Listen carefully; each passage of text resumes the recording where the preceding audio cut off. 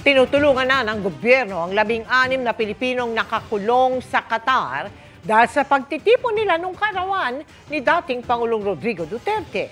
Nagpaalala rin ang Department of Foreign Affairs sa mga Pinoy na sumunod kayo sa mga batas ng bansa kung nasaan sila. Nakatutok si JP Soriano.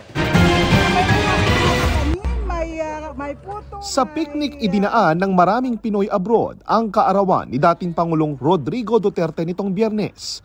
Para diyan ang permit na kinuha ng mga nagtipon sa The Hague, the Netherlands, bagay na ipinaalala ng pulisya roon.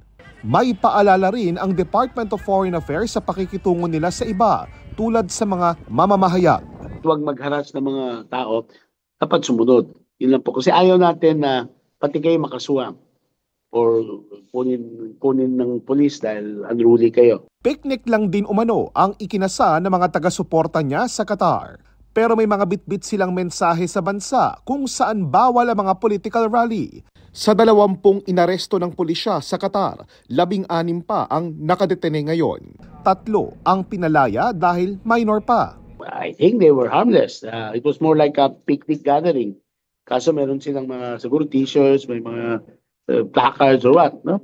Yun ang dahilan kaya sila naresto. Alinsunod sa utos ni Pangulong Bongbong Marcos ay ginagawa ng Foreign Affairs Department at Philippine Embassy roon ang lahat para tulungan sila, lalo't hindi bababa sa 3 taon ang kulong sa mapapatunayang guilty sa paglahok sa political rally. Obligasyon pa rin po ng ating pamahalaan, ng administrasyon, ang mga Pilipino, anuman po ang kulay nila.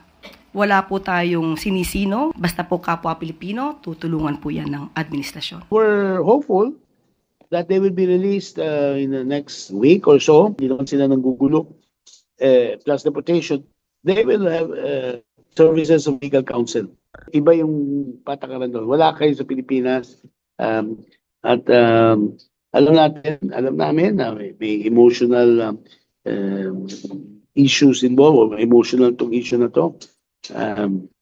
Pero nandiyan kayo para magtrabaho at sana hindi mawala trabaho ninyo para sa sarili nyo, para sa pamilya nyo. Para sa GMA Integrated News, JP Soriano, nakatutok 24 oras.